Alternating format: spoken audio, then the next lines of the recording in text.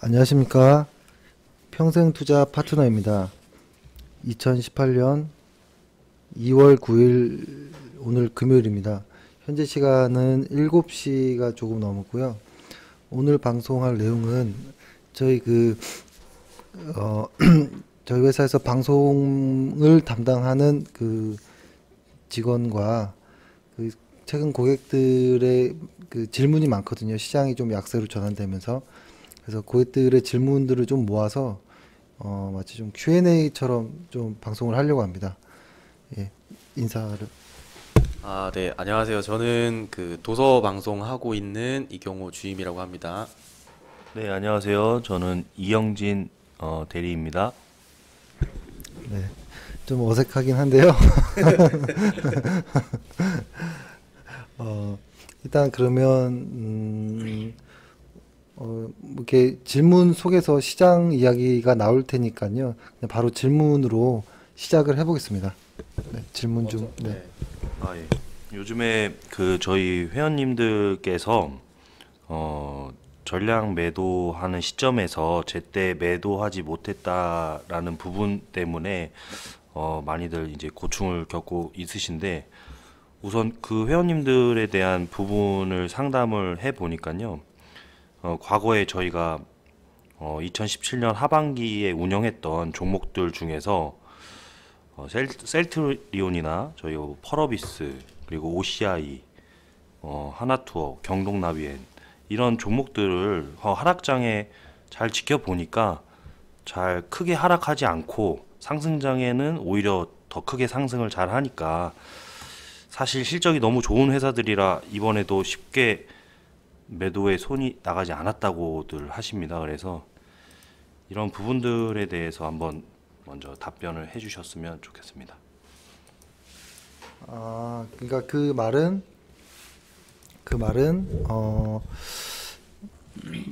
매도를 이제 매도 사인이 나왔는데 과거에도 매도 안 해도 뭐 시간 지나면 오르니까 좀 버텼다, 뭐 이런 이야기이네요, 그죠? 네. 그러니까 이게 사실 이게 정말 운이 좋았던 것 같아요. 이거는 사실 진짜로 위험한 방식이라고 생각을 하는데요. 예를 들어서 그때로 따지면 일간 차트로 한번 그때 시기를 좀 보면, 이것을 보면 캔들 차트로 이렇게 보면 그 당시 때가 아마 뭐 이때였던 것 같아요, 그죠? 이때 요때 분산이 나와서 매도를 하고 요 조정 때, 이 조정 때 버텼는데 이렇게 쭉 올라갔던 거였거든요, 그죠? 근데 이 조정이 상당히 뭐 그렇다고 짧은 건 아니었어도 그래도 그때 대장주들이 그렇게 많이 빠지지 않았던 거였거든요. 그래서 이번에도 매도 사인을 나왔는데 이번에 버텼던 것 같은데요. 이거는 진짜로 알 수 없는 것 같아요, 사실. 알 수 없는 것 같고, 이때 요 당시 때가 사실은 운이 좋았던 거라고 저는 보여지고요. 시장은 진짜 모르는 게 맞다라고 일단 보고 대응하는 게 맞을 것 같고, 예를 들어서 저 같으면 이럴 것 같아요. 예를 들어서 시장이 이렇게 쭉 가다가 시장이 이제 꺾일 때 내 종목을 여기서 같이 매도를 하기가 싫은 이유가, 나중에 이렇게 들어서 올라가는 거를 이제 염두한 거잖아요, 그죠? 그래서 만약에 여기에 매도해도 시장에서 다시 올라오면 이때 다시 매수해도 같은 가격이 유지될 수 있거든요, 그렇죠? 그래서 그러니까 이때 매도하는 것은 잠깐의 주식 매매 수수료의 세금을 내고 저는 보험을 드는 거다라고 생각을 하거든요. 그래서 이때 예를 들어서 시장이 갔다가 꺾였다가 이렇게 올라갈 거라고 상상해서 버티는 경우랑, 근데 운이 좋았던 거고, 이것은 보통 이렇게 해서 빠지면 이때는 주식시장에서 이제 거의 방출되거든요, 쫓겨나거든요. 그래서 좀 이런 것들은 시장과 같이 웬만하면 흐름을 맞추는 게 어떤가라는 좀 생각을 해봅니다. 예. 그리고 이 질문은 저희 회원님들의 질문은 아니고 거의 저희 쪽에 문의를 처음 해주시는 그 회원님들 입장에서 아직 비회원님들 입장에서 질문을 많이 해주시는 부분인데 특히 오늘 시장이 좀 그랬던 모습이 나옵니다. 개파락이 클 때 매수를 하면 혹은 이제 그렇게 해서 매수를 하시고 나서 어차피 지금 시장이 너무 저평가돼 있으니까 지금 매수해서 지금 단기적으로 또 조정이 더 나오더라도 장기적으로 잘 들고 있어서 나는 장기 투자자이니까 그 시장이 저평가될 때 매수하는 것은 나쁘지 않지 않는가라고 많이들 말씀하시는데 네, 그 부분에 대해서는 혹시 어떻게 생각하시는지? 일단 저평가라는 이야기잖아요. 시장이 저평가되었다.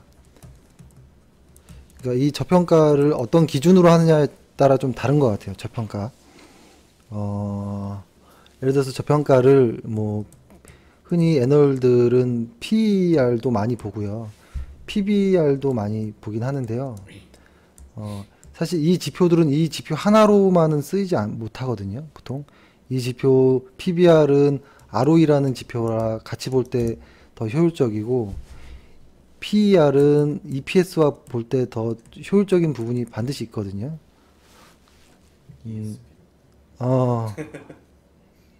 ESP 맞는 EPS 죄송합니다. 근데 이런 부분이 있는데 근데 이 저평가라는 말이 보통 이게 예를 들어서 이렇습니다. 예를 들어서 애널들의 집단들이 이렇게 있을 때 이 사람들이 어떤 이제 기사나 어떤 보도자료나 리포트들을 이렇게 내면 여러 가지 의견들이 나올 수 있잖아요. 근데 여기에서 첫 번째 이 의견이 나오는 이유, 이 첫 번째 의견이 나올 때 사실은 하락합니다라는 의견을 내기가 힘듭니다. 첫 번째 구조적으로. 그리고 이것을 받아 쓰는 기자들 역시도 소스가 이렇다 보니 항상 시장을 보면은 언제나 시장 하락할 때 항상 이런 얘기는 항상 반복됐어요. 항상. 근데 막상 이런 의견을 내는 이런 집단들, 운용사라든지 어떤 증권사들은 매도합니다. 이들은 매도하는데 자료는 지금이 저평가 구간이 아니냐 뭐 이런 이야기를 좀 많이 하는데요. 이거는 항상 개인들만 손해보는 이런 항상 시나리오 중에 하나였던 것 같아요. 그리고 이 저평가에 대한 기준도 명확하지가 않습니다. 자꾸 이제 혹시 전년도 뭐 전년연도 혹은 다른 나라들 다른 업종들과 이렇게 비교를 하는데요. 시장은 계속 변하고 살아 움직이는 이런 생물과 같은 존재이기 때문에 이게 무언가를 이제 1대1로 비교하는 것 자체가 사실 불가능합니다. 왜냐면 그때그때마다 주변 상황들이 너무 많이 달라지거든요. 산업 스타일도 달라지고, 그렇죠? 금리 수준도 다르고, 정책 결정자들도 달라지기 때문에 1대1로 과거 몇 년 전과 비교해서 저평가다라는 것은 이것은 글을 쓰기 위한 어떤 하나의 어떤 수단 정도로밖에 보여지지가 않습니다. 저는 그래서 이 저평가란 말이 상당히 위험하다. 근데 그렇게 저평가라고 말하는 사람들이 주식을 매도하는 경우가 많습니다. 오히려. 그래서 그건 좀 조심해야 되는 걸로 좀 보입니다. 네, 그러면은 제가 한번 질문 한번 드리면은요. 그러니까 이거는 이제 직접적으로 질문을 한 것은 아닌데요. 그러니까 회원님들이 항상 이렇게 습관적으로 이렇게 말씀을 해주시는 부분이기도 해요. 그러니까 어떤 매도 사인이 왔을 때 매도를 해야 하는데 조금만 더 오르면은 내일 보고 조금 오르면 그때 매도할게요. 그러니까 왜 다음 날 계속 오를 거라고 이제 생각을 하고 매도 시점을 좀 잡을까 그런 좀 심리가 조금 궁금하기도 합니다. 그러니까 사실 이게 진짜 공통된 의견인 것 같아요. 예를 들어서 어떤 종목을 보유하든 뭐 펀드를 보유하든 오늘 만약에 어떤 급락이라든지 이런 것이 나오면 다음 날 혹은 다음 주 정도에 내가 샀던 가격만큼 어느 정도 올라오면 매도해야지라는 이야기를 진짜 많이 하거든요. 근데 예를 들어서 그럴 수도 있거든요. 그러니까 만에 하나를 조심하려고 하는 거고, 근데 대부분 그렇게 잠시 조정 이후에 상승하는 경우가 많았어요, 사실. 근데 만에 하나, 예를 들어서 지진이라는 큰 재앙이 어떤 사소한 어떤 무언가의 징조들이 조금씩 나타난다고 하잖아요. 근데 이것들이 바로 내일 나오거나 그러진 않아도 언젠가는 나오는 어떤 징후들이 있을 수 있는 것처럼 시장에서 작은 어떠한 약세 징후라든지 이런 조짐들이 보일 때는 상당히 경계를 우선해야 됩니다. 만에 하나 서프라임 같은 일이 벌어지지 않으리란 건 없거든요. 서프라임 때를 생각해 보면 이게 시간이 좀 10년 정도 되니까 많이 둔감해진 편이 있는데, 그로부터 한 미국 시장이 한 10년 올랐잖아요. 근데 그러다 보니 진짜 이 급락이 오래되는, 그러니까 보통 2, 3개월 정도 조정받고 끝난다라는 생각을 항상 하는 것 같은데, 이거는 상당히 좀 위험합니다. 과거 서프라임 때는 지금 같은 하락이 1년 내내 나왔었거든요. 이러면은 못 버티거든요. 그리고 이게 사실 이런 것 같아요. 그러니까 내일 뭐 상승하면 매도한다라는 게 내일 상승했으면 좋겠다라는 어떤 그 희망인 거잖아요. 그죠? 근데 개인 투자자들은 어떤 상승에 대한 것들을 생각을 하지만 개인이 아닌 기관이라든지 외국인은 하락이라는 그 과정에서도 수익을 낼 수 있거든요. 그렇죠? 그렇기 때문에 항상 양쪽 다의 입장을 생각해 봐야 되는 것 같아요. 그러니까 항상 개인 투자자의 입장에서만 생각하지 말고, 만약에 내가 기관이고 외국인이었다면 지금 어떻게 할까 라는 생각을 좀 해보면 좋을 것도 같습니다. 뭔가 좀 대답이 좀 어색한데요. 예, 일단은 한번 넘어가 보겠습니다. 네. 그리고 이제 저희 이제 금요일 날 저번 주 금요일 2월 2일이죠. 금요일 날 이제 전체 종목을 다행히도 이제 전체 매도를 다 했잖아요. 그래서 회원님들이 하나같이 이렇게 질문을 또 많이 해주시는 게, 평생투자 파트너 종목은 그래도 매도를 잘 했다. 근데 내가 조금 예전부터 이제 가지고 있었던 종목이 있는데 그거는 매도 못했는데 혹시 어떡하냐, 어떻게 좀 대응을 해야 되냐, 이런 좀 개인들이 갖고 있던 개별 종목에 대해서도 문의를 많이 해주시거든요. 그래서 혹시 그런 어떤 안 좋은 시그널이 왔을 때 우리 종목을 매도하라고 했을 때 개인 종목들은 또 어떻게 좀 같이 대응을 해야 되는지 그것도 한번 말씀 한번 해주세요. 이거가 사실 되게 민감한 이야기이긴 한데요. 보면 이게 어떤 종목이 있으면 이게 어떤 이 종목을 매수하기까지의 어떤 원칙이라든지 어떤 체크리스트가 있을 거잖아요. 그래서 이 종목을 매수한 어떤 이유가 있으면 매도하는 이유도 있거든요, 반드시. 근데 우리는 우리의 원칙에 맞게 그렇게 행동한 것이긴 하거든요. 우리의 원칙은 시장에 맞게 이제 같이 좀 이렇게 가는 방식인 거고, 근데 그런 원칙에서 이루어졌기 때문에 저희는 그냥 저희 원칙을 따르는 건데, 만약에 우리 원칙이 아닌 다른 어떤 종목, 다른 매수 이유로, 다른 매수 원칙으로 매수한 종목들을 우리와 같은 기준으로 이렇게 다르기가 쉽지 않은 게 있을 때가 많더라고요. 근데 그래도 그냥 확률적으로 봤을 때 가장 큰 거는 이거거든요. 가장 큰 거는 시장이 꺾이면 대부분의 종목들은 꺾이기 마련입니다. 대부분 꺾이기 마련이고,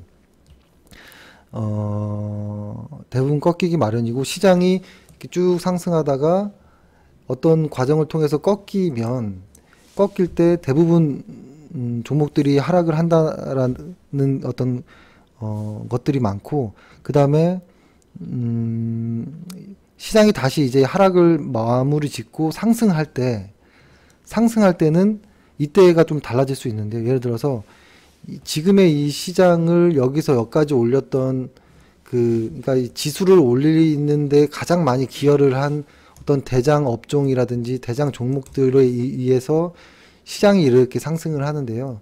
이런 여태까지의 올렸던 종목들, 예를 들자면 뭐 반도체라든지 바이오라든지 이런 쪽이 많았잖아요. 근데 얘네들이 다시 빠지면서 시장도 같이 이렇게 빠지는 거거든요. 그러니까 시장과 종목은 같은 거잖아요. 그죠? 종목들이 모여서 시장이 되는 것처럼 시장을 이끌었던 종목 애들이 그 시장에서 흐르기 시작하면 당연히 지수도 같이 빠지거든요. 그 다음에 이제 하락을 마무리 짓고 상승을 할 때는 그때는 다른 대장주가 생기는 경우가 많아요. 다른 대장주들이. 그러면은 내가 이때 버티고 있었던 종목들이 이 과거의 종목이라면 그 다음부터는 그 다음 이제 상승 시장일 때는 이제 완전히 소외되는 경우가 많아요. 보통. 그래서 이게 어떤 원칙을 정하느냐에 따라 다릅니다. 그래서 저희의 원칙은 이거입니다. 시장이 이렇게 올릴 때 지금 이 올라갈 때 시장에서의 대장주를 일단은 매수를 하는 거고요. 이 시장이 이렇게 분산에 의해서 하락할 때는 쉬는 게 저희의 일인 거고, 쉬면서 고객의 어떤 자산을 좀 리스크를 덜어주는 게 목적인 거고, 여기서 상승할 때는 다시 새로운 대장을 찾습니다. 새로운 대장을 찾고 그런 거기 때문에 지금 저희가 요때 매도하는 그 순간의 종목들이 과거의 대장이었다면, 과거의 대장주들이었다면 또 매도 이유가 또 달라질 수 있는 거거든요. 그러니까 그런 부분이 상당히 좀 애매한 부분이긴 하지만 그래도 시장이 하락할 때는 어느 정도 조정에 대한 어떤 영향은 반드시 받고, 만약에 그게 좀 어렵다 싶으면 내가 가지고 있는 보유 종목이 적어도 마이너스 10% 정도 이상 손해를 볼 것 같으면 그냥 매도를 하는 게 맞습니다. 매도. 내 종목에서 10% 이상의 손실이 나는 것을 참다가 15%, 20%, 30% 마이너스 이렇게 가거든요. 이러면 복구하기가 2배의 시간이 걸리거든요. 그래서 시장이 꺾일 때 매도한다든지, 첫 번째. 두 번째는 내 종목의 하락률이 한 10% 가까이까지 간다면 이거는 일단은 뒤도 돌아보지 말고 저는 일단 매도를 권해드리고, 다만 시장이 상승 중일 때는 매수 매도 원칙이 너무 다르기 때문에 이렇게 저희 원칙으로 이렇게 말씀드릴 수는 없을 것 같아요. 예. 네. 그러면은 뭐 또 다른 거를 한번 좀 비슷하긴 하지만 좀 이제 설명을 드려보면은, 지금 이제 코스피 코스닥을 봤을 때 아무래도 조금 더 강한 코스피가 더 이제 하락을 많이 하고, 그냥 눈에 보이기만 할 때는 코스닥은 뭔가 더 조금 덜 빠지는 그런 모습이 그냥 눈으로만 보이는 거잖아요. 근데 이제 개인 투자자분들, 저희 회원님들이 보기에는 그럼 코스피는 많이 빠지니까 코스닥 종목은 그래도 버텨주는 거 아닌가? 라는 생각을 또 하시더라고요. 그래서 그거에 대해서도 한번 설명해 주시면, 간단하게 해 주시면 좋을 것 같습니다. 이게 보통 코스피와 코스닥이 보면 위에는 코스피고 아래는 코스닥인데요. 이게 보면 방향성은 거의 일치합니다. 보통 방향성들은 어떤 시장의 변곡이 되는 어떤 순간들, 예를 들어서 이때 한번 코스피가 쭉 빠질 때 여기 코스닥도 빠지고요. 이렇게 눌리는 이런 순간들, 그죠? 혹은 이렇게 천정을 만드는 이런 모습들이 거의 비슷한 구간에 들어옵니다. 여기는 약간의 시간차가 있었고, 그리고 시장이 반등을 하는 이런 순간들, 그리고 천정을 만드는 이런 구간들, 그리고 이번에도 비슷한 모양들. 이게 보면 코스피와 코스닥은 같은 방향성을 갖는 건 맞는 것 같아요. 다만 변동성의 차이가 좀 있다라고 했잖아요. 근데 제가 예전에 변동성에 대한 이야기를 기하평균과 산술평균에 대해서 이제 예를 들어서 말씀드렸듯이, 변동성이 예를 들어서 이렇습니다. 한 첫 번째 달은 40% 오르고 두 번째 달은 30% 내리고, 다시 40% 오르고 30% 내리고, 40% 오르고 30% 내리는 이런 종목이 있고, 또 하나는 예를 들어서 뭐 5% 오르고 4% 내리고 5% 오르고 4% 내리고 이런 게 있다라고 하면, 이런 시장을 만약에 매매를 한다라고 하면 이렇게 첫 번째처럼 변동성이 큰 종목들은 한 3년 정도 지나면 계좌가 딱 정확히 마이너스 한 50% 정도 손실이 나거든요. 이거를 따로 계산을 해드리긴 좀 뭐하지만 이게 변동성이라는 게 크다고 좋은 게 아닙니다. 크다고 좋은 게 아니고 변동성을 낮추고 길게 투자했을 때 리스크를 최소화할 수 있거든요. 근데 변동성을 높이면서 단기 투자했을 때가 가장 손실률이 큽니다. 이것은 수학적으로 이거는 이야기를 드릴 수 있는 부분이거든요. 그래서 우리가 상상하는 거랑 시장은 계좌 시장에서 이제 우리가 참여했을 때 계좌는 좀 반대로 가는 경우가 있어요. 오히려 변동성이 많은 곳에서 여기서 사서 여기서 매도하고 이런 상상을 이렇게 갔잖아요. 이거는 불가능한 겁니다. 이렇게 점쟁이처럼 주식은 할 수는 없고요. 그래서 보통 시장이 코스닥을 좋아하는 이유가 변동성 때문에 좋아하는 이유가 있는데요. 잘 한번 생각해 보면 내 계좌가 과거 한 3, 4년 전보다 플러스가 얼마나 났느냐가 중요한 겁니다. 한 종목 한 종목의 어떤 재미보다는 계좌가 플러스 났느냐를 봐야 돼요. 근데 보면 계좌는 변동성이 큰 종목을 다뤘을 때가 더 마이너스가 심합니다. 심하고 그렇다고 코스피가 코스닥보다 수익률이 낮은 게 아니에요. 이게 약간 좀 이상하게 보일 수도 있지만 코스피의 수익률이 상당히 강합니다. 상당히 강하기 때문에 그 변동성은 보이는 거에 어떤 착시도 있습니다. 근데 그것이 변동성으로 인해서 오히려 계좌에는 손실이 날 수가 있습니다. 그렇다고 코스닥을 싫어하고 코스피를 하자 이런 이야기가 아니고요. 코스닥 코스피를 나누는 것에 대한 어떤 의미는 조금 없지만 그래도 어느 종목에 대한 어떤 기준은 있어야 될 것 같아요. 만약에 시가총액이 700억짜리를 코스닥의 시가총액이 700억짜리를 사고 싶어도 저희는 살 수가 없어요. 왜냐면 이런 종목은 저희의 원칙과 맞지 않는데요. 원칙이 맞지 않은 이유가 이렇게 작은 종목은 외국인과 기관들이 들어갈 공간이 없다라는 거예요. 그러면 이 종목들은 개인들만 있거든요. 그러면 수요와 공급이 이게 원활하지가 않으면 변동성이 심해집니다. 이런 종목들. 흔히 이런 것들을 잡주가 이런 경우들이 많죠. 잡주들, 테마주들이. 그렇죠? 근데 시가총액이 큰 주식들, 그렇다고 뭐 무조건 큰 것만 원하는 건 아니지만 외국인과 기관이 들어가지도 못할 정도의 종목들, 그런 종목들은 좀 저는 피하는 편이기도 합니다. 일단. 네. 그러면은 제가 뭐 질문을 한번 좀 한번 해보는데 일단은 하나만 먼저 하고 이제 말씀을 드릴게요. 이제 현재 이제 코스피의 이 한국 증시를 좀 크게 한번 좀 큰 그림에서 한번 봤을 때 과연 이게 상승 추세가 꺾인 거라 할 수 있냐, 진짜 하락 추세가 시작된 거냐라는 그런 좀 고민을 해볼 수 있을 것 같거든요. 물론 뭐 100% 뭐 알 수는 없는 거지만 약간 큰 그림에서 한번 보는 것도 좋을 것 같습니다. 일단 이거를 말씀드리기 전에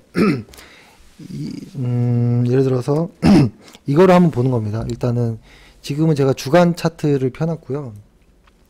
상승할 때는 보통 이런 모양을 갖습니다. 이런 식으로 계속 꾸준히 상승을 해서 나가거든요. 이렇게.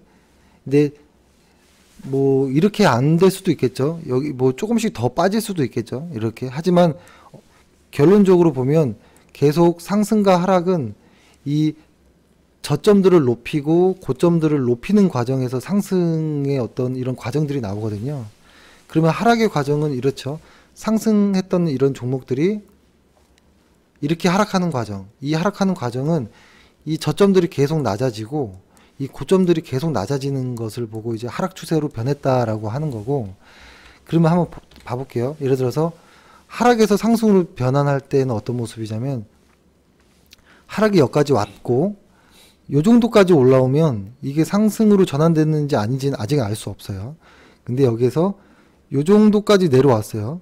그래서 이 전저점을 아직 깨지는 않은 상태까지만 오더라도 이게 아직 이 하락으로 빠질지 상승으로 빠질지 모르지만 여기에서 이제 올라갔을 때 이때는 조금 느낌이 달라지거든요. 예를 들어서 이 전저점을 깨지 않았고 이 전고점을 돌파하는 이 순간은 아 이제 상승이 추세가 전환됐구나라고 느끼는 거예요. 그래서 여기서부터 다시 상승 추세가 이렇게 올라간다면 아 이건 상승이구나라고 보는 거고, 거꾸로 하락으로 변환할 때도 여기에서 여기까지 오면은 이게 아직 하락이 꺾인지 이게 상승 추세가 꺾였는지 아닌지 모르지만 요 정도 왔다가 이 전고점을 살짝 깨든지 혹은 깨지기 전에 이렇게 내려온다면, 그죠? 전저점이 이제 내려가고 있잖아요. 이러면 이제 추세가 상승해서 이제 이 하락 추세로 이제 전환되는 이런 과정이라고도 좀 볼 수 있거든요. 이러한 맥락으로 봤을 때 현재 우리 코스피를 캔들로 보면 좀 헷갈리고요. 종가선으로 한번 보면 그대로 한번 봐볼게요. 이렇게 보면 있는 그대로 보는 겁니다. 일단은 예를 들어서 과거에서부터 코스피는 계속 올랐습니다. 이렇게 작지만 이런 전저점들을 깨지 않았어요. 계속 깨지 않았죠. 근데 이번에 여기에서 이렇게 왔다가 여기를 살짝 페이크 주었죠. 그때 갭으로 뜨면서, 그죠? 이런 것들은 깼다고 보지 않거든요. 바로 여기 전저점을 깨버렸어요. 지금 현재. 그러면 아까 상승은 이렇게 간다고 했잖아요.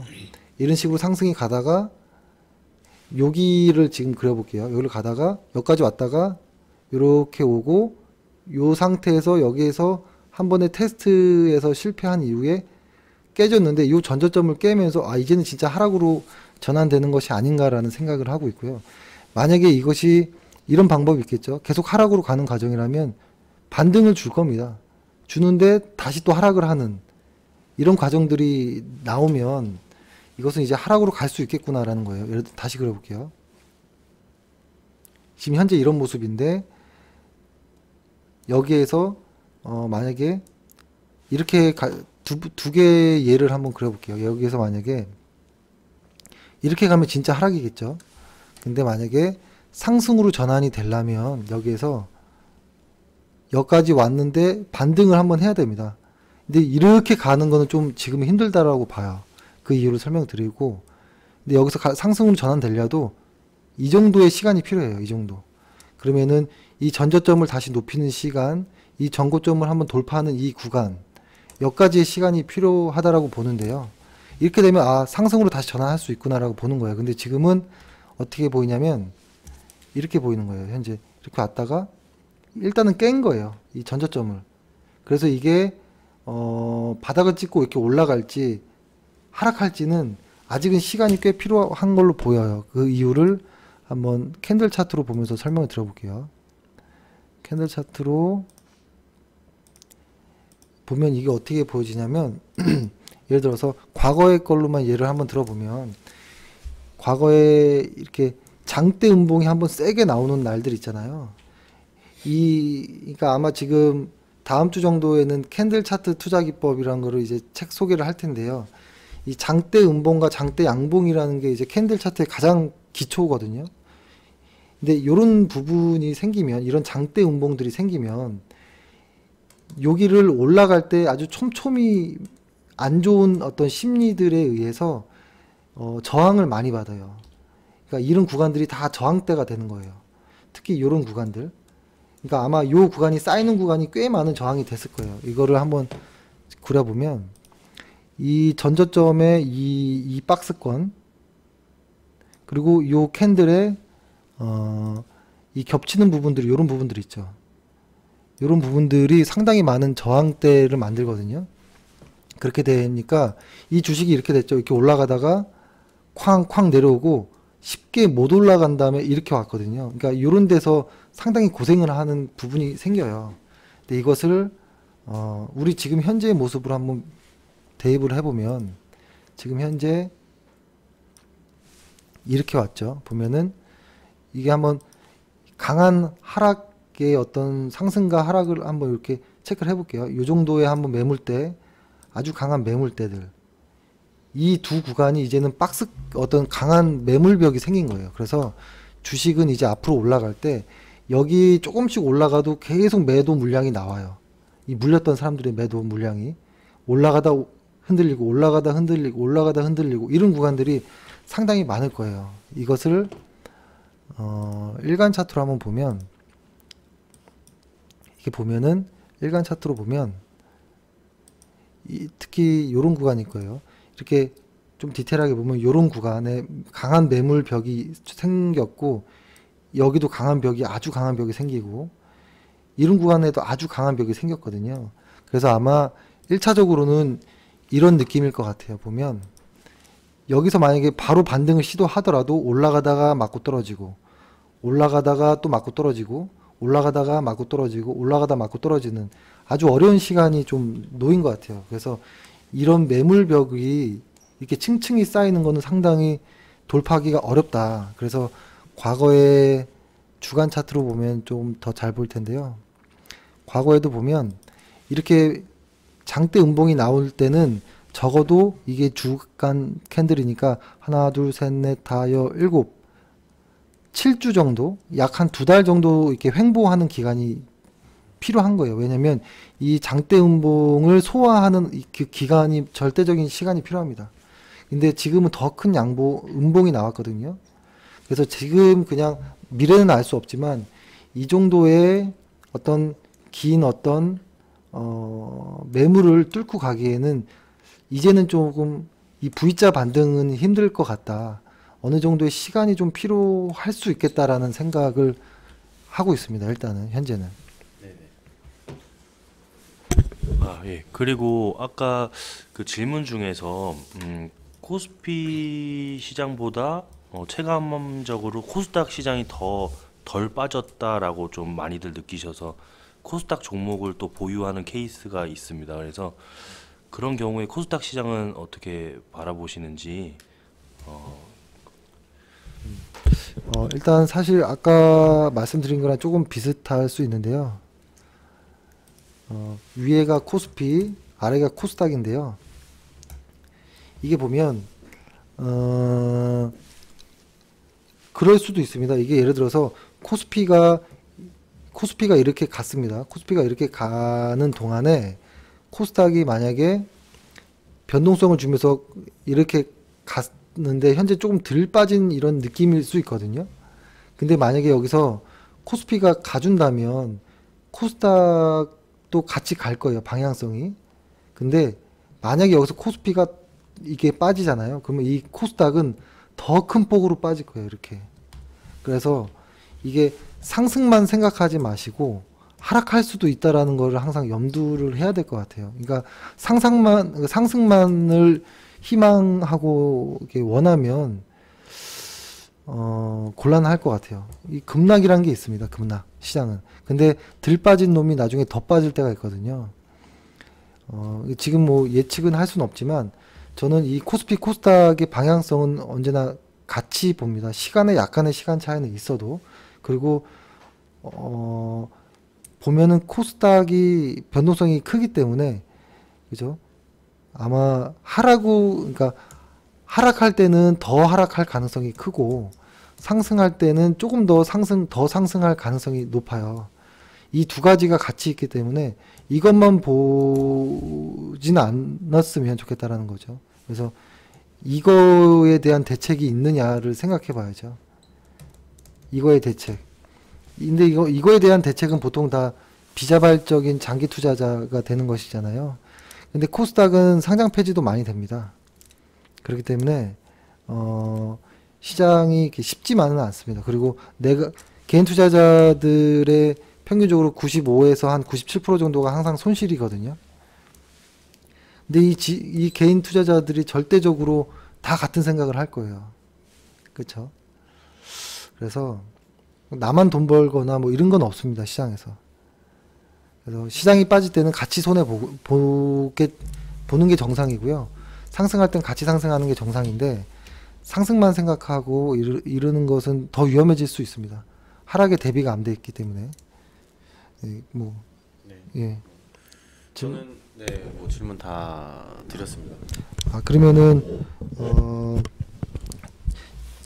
제가 가끔 이제 관리자를 통해 듣는 질문들이 저도 가끔 생각나는 게 있는데 가끔 가끔 회원분이 이제 되기 전에 가끔 이렇게 여쭤보는 분들이 있거든요.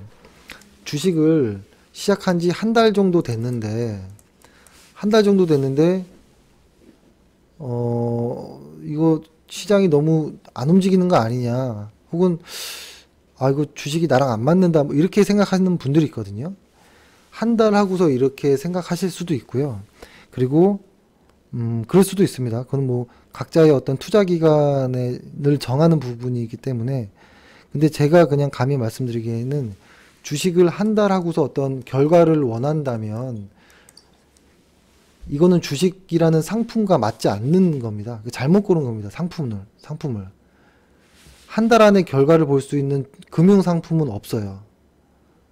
그죠? 그렇기 때문에 한 달 안에 무언가를 결정하기 위해서 주식시장에 들어왔다면 저는 그냥 다시 가는 게 좋습니다. 다시.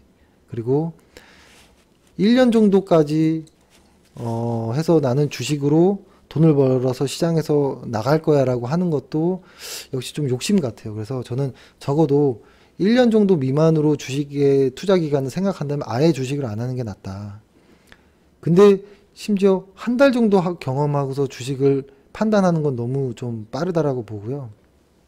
1년까지도 저는 이거 너무 빠르다라는 겁니다. 1년. 1년으로 시장이 이게 보통 시장에서 약세 시장이 한 9달 막 이렇게 오면요. 아무것도 하지 못하고 손실만 보고 나가거든요. 1년이란 기간은.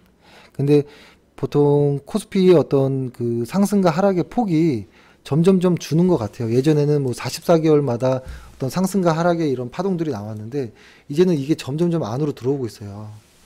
안으로 들어오기 때문에 그래도 3, 4년의 시간은 걸린다라는 거예요. 이게 뭐냐면 이렇게 파동이 나왔을 때 여기에서 여기까지 오는 시간이 한 3, 4년 만약에 걸린다라고 하면, 그쵸? 여기서 샀을 때 한 이 정도까지 오는 기간, 그쵸? 그러니까 만약에 만약에 이런 데서 만약에 샀다라고 한다라면 적어도 1년, 2년, 3년 정도는 이렇게 지나가야지 다시 회복할 수 있는 시장이 올 수도 있다라는 거예요. 그래서 1년이면 운이 좋게 요때 들어왔으면 수익을 보는데 요때 들어와서 1년은 전혀 다른 거거든요. 그래서 이때 포기하고 나가면 시장은 또 올라갑니다. 이렇게. 그래서 투자 기간을 적어도 한 3, 4년 정도 주식은 최소 요 정도의 단위를 잡고 투자를 결정하셔야 돼요. 그리고 특히 펀드 상품은 한 최소 5년 이상은 잡고 들어가야지 수익을 볼 수 있거든요. 그래서 투자 기간을 너무 짧게 잡으면 이건 그냥 맛만 상하고 돈만 버리고 나가는 경우가 많습니다. 그리고 그리고 가끔 이런 질문도 받습니다. 예를 들어서 지금 내가 어떤 A라는 종목을 가지고 있다. 근데 현재 만약에 최근으로 대입한다면 시장의 약세 신호를 뭐 받았지만 매도를 못해서 현재 많이 빠져 있는 상황인데 이거 어떻게 하느냐라고 물어보는 때가 많거든요. 그 말은 어떤 정도의 의미냐면 만약에 아마 뭐 이번 달에 계속 이제 장마철이라 비가 온다고 하는데 내일 3시 정도에 비가 왼쪽에서 오른쪽으로 부냐, 오른쪽에서 왼쪽으로 부을 거냐, 이거 물어보는 거나 마찬가지예요. 그러니까 전체적인 시장 분위기는 아는데요. 그 개별 종목 하나의 방향성은 알 수가 없어요. 그리고 그 어떤 종목에 대한 질문을 물어봤을 때도 예를 들어서 딱 지금 현재, 그러니까 과거에서부터 여태까지 왔던 현재까지의 이야기는 해줄 수 있지만 미래는 어떻게 될 거다를 얘기해 줄 수는 없는 것 같아요, 사실. 이거를 하는 것은 신의 영역인 거죠. 그렇죠? 지금 종목이 오를까요, 내릴까요? 이 질문은 사실은 안 하는 게 좋습니다. 심지어 그거를 물어봤는데 그것을 대답을 누가 해주면 오히려 의심해야 돼요. 미래는 알 수 없거든요. 그러니까 지금 당장도 모르겠는데 어떻게 내일을 어떻게 알겠습니까? 그죠?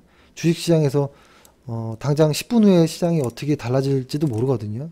그래서 일단 시장의 큰 그림, 큰 분위기는 대충은 알겠죠. 이번 달은 장마철입니다. 뭐 이런 건 알 수 있겠지만 개별 종목의 하나하나의 어떤 그 컨디션을 알 수가 없다라는 거예요. 그래서 그런 질문 자체가 사실 의미가 없고 그런 질문을 받을 때가 제일 난감합니다. 그래서 좀 실망하실 수도 있지만 그게 현실인 것 같습니다. 주식 시장에서는. 그리고 또 하나 제가 말씀드리려고 했던 게 일단은 변동성 지수 하나 더 말씀드리고 요것도 하나 말씀 들어볼게요. 예를 들어서 지금 코스피 지수를 주간 차트로 보고 있는데요. 예를 들어서 이런 거죠. 과거에 보면 과거에 보면 2016년 이 6월 달 요때 그리고 요 11월 달 요때는 이제 그 브렉시트 이야기가 나왔을 때고 이때는 트럼프 당선이 됐을 때잖아요. 이렇게 금융시장과 어떻게 보면 사실 뭐 상관이 있을 수도 있겠지만 어떤 약간의 이벤트성들이 있거든요. 이벤트. 갑자기 글씨가 생각이 안 났어요. 갑자기. 이런 이벤트성의 단기 조정은 지금은 아닐 수 있다라는 이야기를 좀 드릴 것 같아요. 그러니까 뭐 박근혜 대통령 탄핵 선고되는 날 그때도 하루 변동성이 엄청나게 컸었거든요.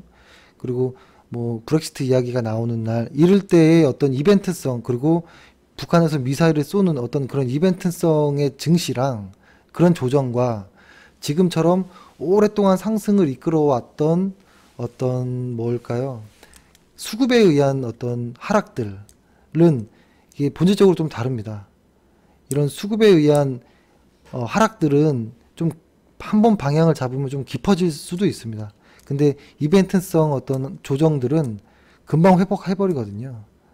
근데 그러니까 그런 순간에 혹시라도 종목을 보유한 거면 운이 좋게 상승을 다시 할 수 있지만 수급에 의한 어떤 수급이 깨지면서 매물이 출회되는 이런 시장의 하락 시기 때는 버티면 위험해질 수 있습니다. 버티면. 그렇죠?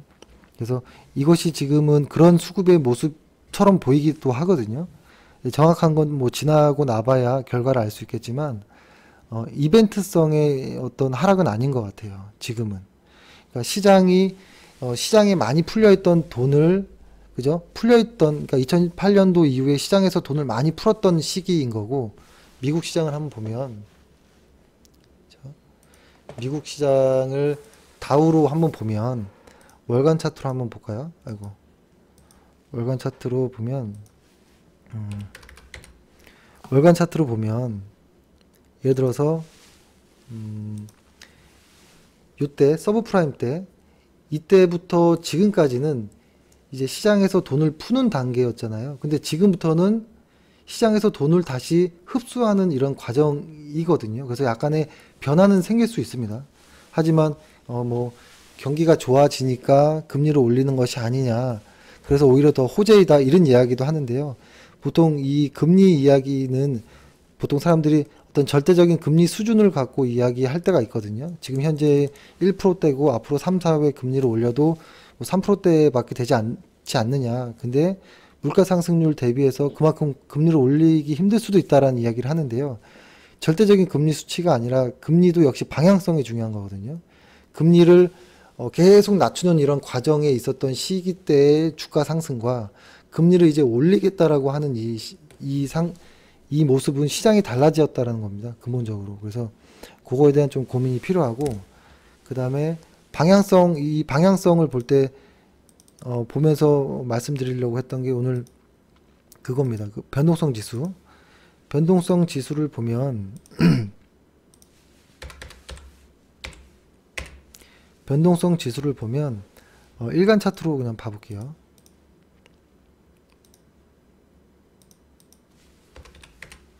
일간 차트로 보면 이게 예를 들어서 100개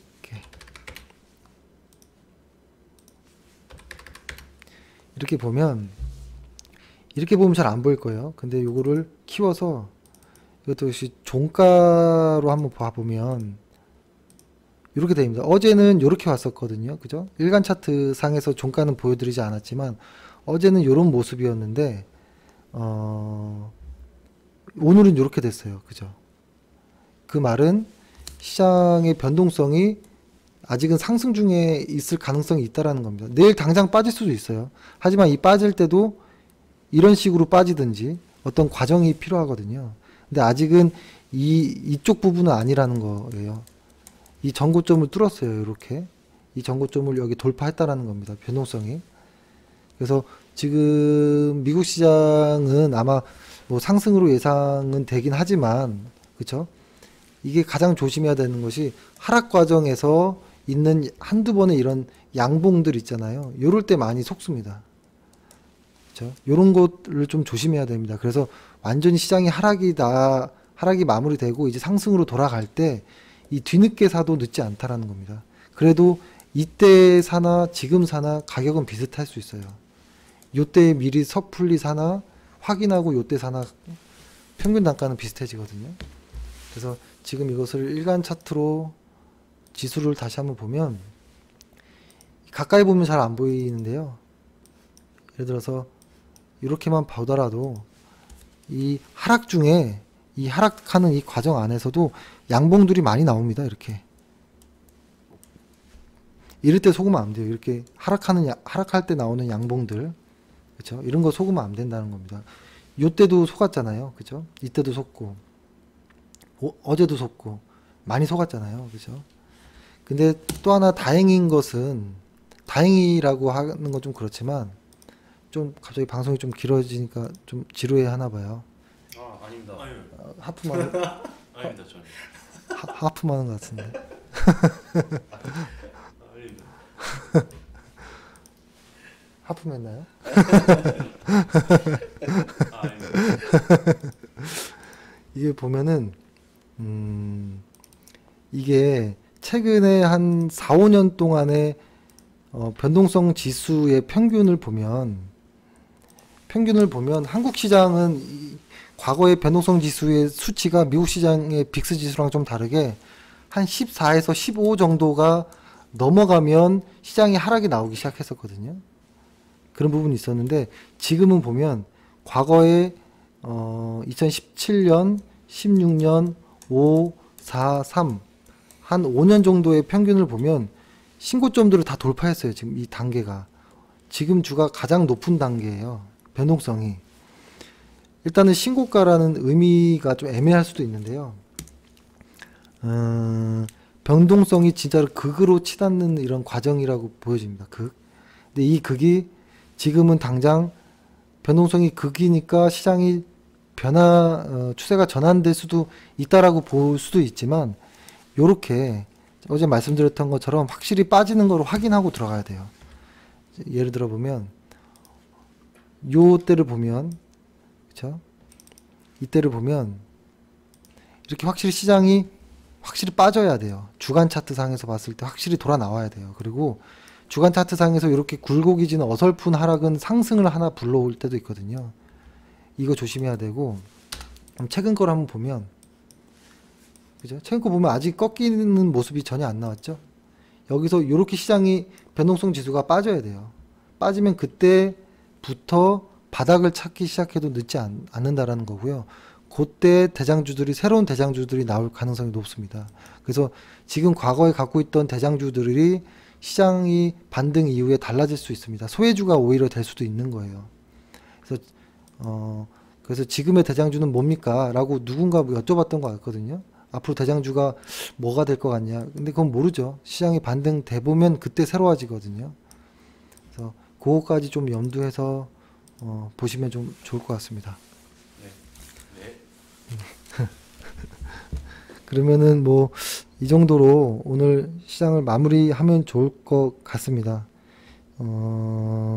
그렇죠? 아마 지금도 오늘 역시도 뉴스가 보니까 다음 주에는 어느 정도 좀 안정을 찾을 거다라고 기사들이 많이 나왔거든요. 근데 그 안정을 찾는 거랑 시장이 상승으로 전환하는 거랑 다른 겁니다. 그렇죠? 그 말에 속지 마시고, 시장이 상승으로 전환됐다라는 어떤 시장의 변화들이 반드시 어떤 거래량이라든지 변동성 지수로도 확인하고 들어가도 늦지 않습니다. 그래서 저희가 원하는 그 팔로우 스루 데이 그날이 올 때까지는 조금 기다리겠습니다. 매매를 그렇게 해서 좀 마무리하겠습니다. 네. 네, 오늘 그러면 모두들 수고 많으셨고요. 동계올림픽 시작했으니까요. 재밌게 좀 즐기시기 바라겠습니다. 다음 주에 뵙겠습니다. 감사합니다. 감사합니다. 감사합니다.